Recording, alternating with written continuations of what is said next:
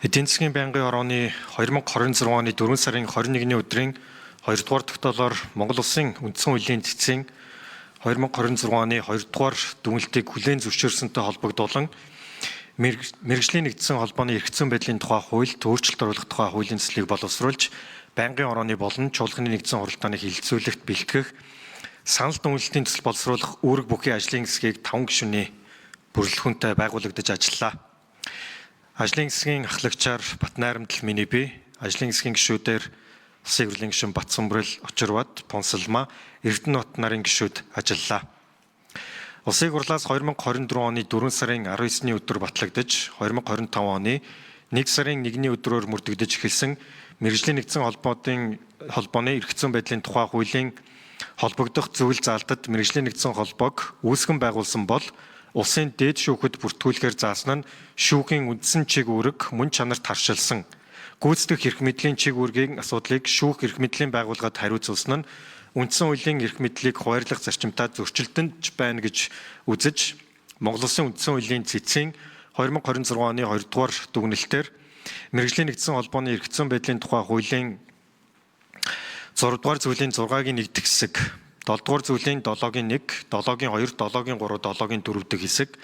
8 дугаар зүйлийн 8-ийн 1, 8-ийн 2, 8-ийн 3, 8-ийн 4, 8-ийн 6, 8-ийн 7 дахь хэсэг, 9 дугаар зүйлийн 9-ийн 3 дахь хэсэг нь үндсэн хууль зөрчсөн гэж дүгнсэн. Үндсэн хуулийн цэцгийн дүгнэлтийг 2026 оны 4 дугаар сарын 17-ны өдрийн чуулганы нэгдсэн хуралдаанаар хилцэж хүлээн зөвшөөрсөн тухай Улсын хурлын тогтоол батлагдсан. Монгол Улсын хурлын чуулганы хуралдааны дэгийн тухай хуулийн 84-р зүйлийн 84-ийн 3 дахь хэсэг заасны дагуу цэцгийн дүгнэлтийг Улсын хурал хүлээн зөвшөөрсөн бол ажлын 15 өдрийн дотор тухайн болон холбогдох бусад хууль тогтоомж шийдвэрт зохих нэмэлт өөрчлөлт оруулна гэж заасны дагуу ажлын хэсэг 2026 оны 4-р сарын 28-ны өдөр 100% эрсдэлтэй хуралдаж мэргэжлийн нэгдсэн холбооны эрх зүйн байдлын тухай хуульд өөрчлөлт оруулах тухай хуулийн цэслийг боловсрууллаа. Хуулийн цэцэлд мэргэжлийн нэгдсэн холбооны эрх зүйн байдлын тухай хуулийн 6-гийн 1, 6-гийн 2, 6-гийн 4 дэх хэсэг, 7 дугаар зүйлийн 7-гийн 1, 7-гийн 2, 7-гийн 3, 7-гийн 4 дэх хэсэг, 8 дугаар зүйлийн 8-ийн 1, 8-ийн 2, 8-ийн 3, 8-ийн 4 дэх хэсэг, 9 дугаар зүйлийн 9-ийн 3 дахь хэсэг заасан улсын дээд шүүхийн тамгын газар гэснийг улсын бүртгэлийн байгууллага гэж өөрчиллөө.